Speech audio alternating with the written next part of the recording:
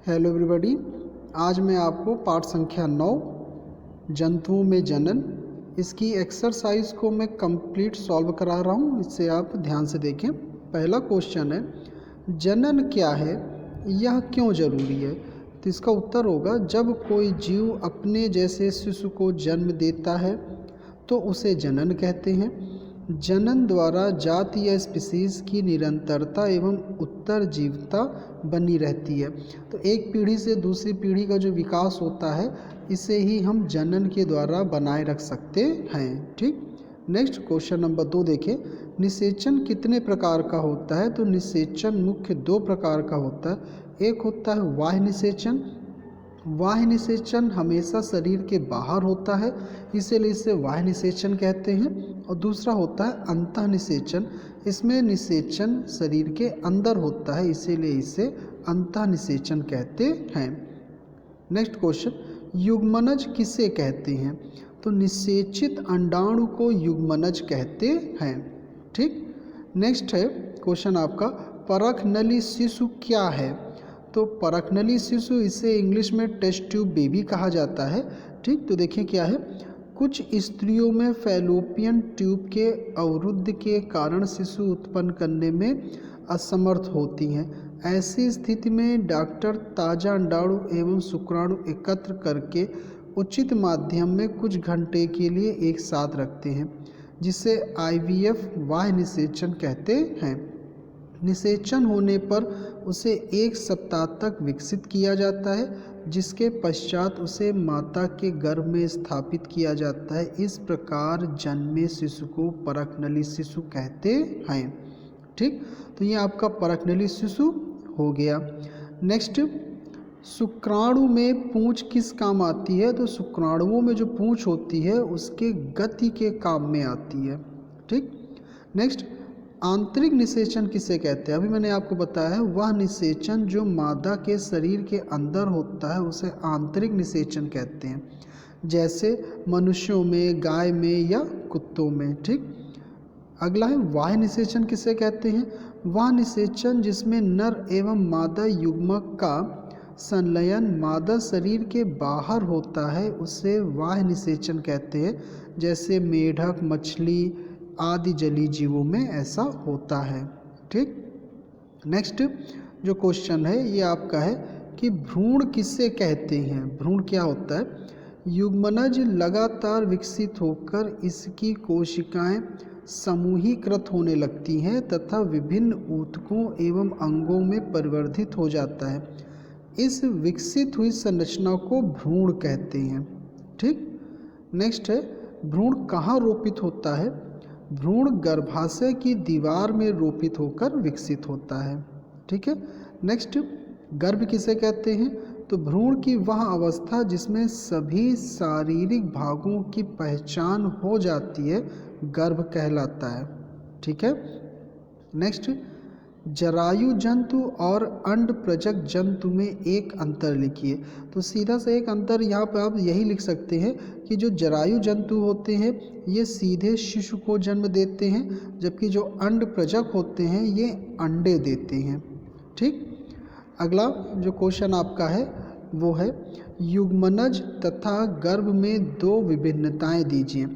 तो पहला आप देखें, निषेचन के परिणाम स्वरूप युग्मनज बनता है जो बाद में विकसित होकर भ्रूण बनता है। इसमें शारीरिक भागों की पहचान नहीं होती है। और सेकंड नंबर देखें, जबकि गर्भ में सभी शारीरिक भागों की पहचान होती है, यह विकसित होकर शिशु बनता है। ठीक। अगला, मुर्गी के अंडों को चूजा बनने में कितना समय लगता है। तो लगभग 3 सप्ताह का। नेक्स्ट, मुकुलन किसे कहते हैं।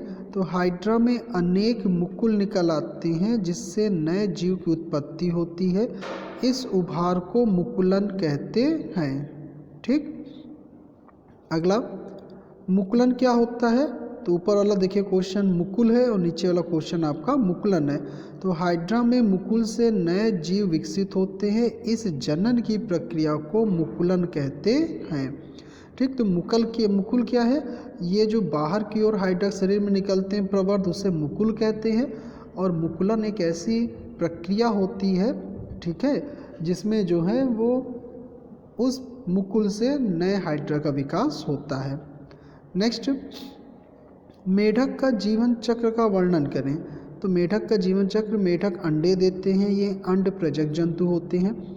इनमें बाह्य निषेचन होता है। मादा मेढक पानी में अंडे देती है जो तैरता रहता है, जिस पर नए मेढक शुक्राणु गिरा देता है, जिससे अंडों का निषेचन हो जाता है। निषेचित अंडा विकसित होकर आरंभिक टैडपोल बनाता है, फिर युवा टैडपोल में विकसित हो जाता है। कुछ विशेष परिवर्तनों के साथ टैडपोल मेढक में परिवर्तित हो जाता है। ठीक। नेक्स्ट, द्विखंडन किसे कहते हैं? किस जीव में द्विखंडन जनन होता है? तो द्विखंडन यानी कि जो शरीर होता है दो खंडों में विभाजित हो जाता है, इसे द्विखंडन कहते हैं। देखें, अमीबा एक कोश की जीव में जनन द्विखंडन द्वारा होता है। द्विखंडन में जीव केंद्रक सहित दो भागों में बट जाता है। इस प्रकार एक जनक दो अमीबा बनते हैं। जनन की इस प्रक्रिया को द्विखंडन कहते हैं। ठीक। नेक्स्ट, सजीवों के लिए जनन क्यों महत्वपूर्ण है, समझाइए। तो जनन किसी भी जाति की निरंतरता या उत्तरजीविता बनाने के लिए आवश्यक होता है। ठीक है। नेक्स्ट क्वेश्चन, मनुष्य में निषेचन प्रक्रम समझाइए। तो ये थोड़ा सा ध्यान से देखिएगा। मनुष्य में जनन प्रक्रम का पहला चरण शुक्राणु और अंडाणु का संलयन है। जब शुक्राणु और अंडाणु के संपर्क में आते हैं तो उनमें से एक शुक्राणु अंडाणु के साथ संलयित हो जाता है। शुक्राणु और अंडाणु का यह संलयन निषेचन कहलाता है। ठीक। निषेचन के समय शुक्राणु और अंडाणु संलयित होकर एक हो जाते हैं। निषेचन के परिणाम स्वरूप युग्मनज का निर्माण होता है। तो अब यहाँ पे देखें तो ये आपका अंडाणु है, ठीक, और ये शुक्राणु है। तो ये शुक्राणु आके इस केंद्रक के साथ क्या करेंगे, संलयित हो जाएंगे, और संलयित होकर यहाँ पे सिर्फ एक कोश की संरचना का निर्माण होता है। ठीक, ये फिगर बनेगा इस जगह पे, इसलिए फिगर को आप बनाएंगे। नेक्स्ट है युग्मनज और गर्भ में दो विभिन्नता बताइए। तो यहाँ पे देखिए 1, 2 करके लिखा हुआ है। निषेचन के परिणाम स्वरूप युग्मनज का निर्माण होता है, जबकि भ्रूण विकसित होकर गर्भ बनाता है। अगला, इसमें शारीरिक अंगों की पहचान नहीं होती है। गर्भ में इसमें शारीरिक अंगों की पहचान की जा सकती है। ठीक। नेक्स्ट, मादा के किस जनन अंग में भ्रूण का रोपण होता है? तो मादा के गर्भाशय की दीवारों पर भ्रूण का रोपण होता है। अगला है कायांतरण किसे कहते हैं, उदाहरण सहित स्पष्ट कीजिए। तो देखिए कायांतरण क्या होता है, इसमें आप देखें लार्वा का कुछ उग्र परिवर्तनों द्वारा वयस्क जंतु में बदलने की प्रक्रिया कायांतरण कहलाती है। जैसे मेढक में टैडपोल कायांतरण द्वारा वयस्क मेढक में परिवर्तन होता है। अगला, लैंगिक जनन की परिभाषा लिखिए। जंतुओं में लैंगिक जनन की दो विधियों का वर्णन कीजिए। तो देखिए यहाँ पर अलैंगिक जनन आपको बताना है। जनन की वह प्रक्रिया जिसमें एक ही जनक नए जीव को जन्म देता है अलैंगिक जनन कहलाता है। जंतुओं में अलैंगिक जनन की दो विधियां निम्न है। पहला आपका मुकुलन, अभी ऊपर भी आया था। हाइड्रा में मुकुल से नए जीव विकसित होते हैं, इस प्रकार के जनन को मुकुलन कहते हैं। और दूसरा है द्विखंडन। अमीबा जैसे एक कोश की जीव में द्विखंडन द्वारा होता है। द्विखंडन में जीव केंद्रक सहित दो भागों में बट जाता है। इस प्रकार एक जनक दो अमीबा बनाते हैं। जनन की इस प्रक्रिया को द्विखंडन कहते हैं। ठीक। नेक्स्ट आपका जो क्वेश्चन है यह है आंतरिक निषेचन और बाह्य निषेचन में भेद कीजिए। तो जो निषेचन मादा शरीर के अंदर होगा वो आंतरिक होगा, और जो निषेचन मादा शरीर के बाहर होगा वो बाह्य निषेचन होगा। आंतरिक निषेचन मनुष्य में या अन्य जानवरों में, बाह्य निषेचन मछली में या मेढक में होता है। ठीक। तो ये आपका क्वेश्चन नंबर नेक्स्ट था, और इसी के साथ आपका पाठ समाप्त हो गया।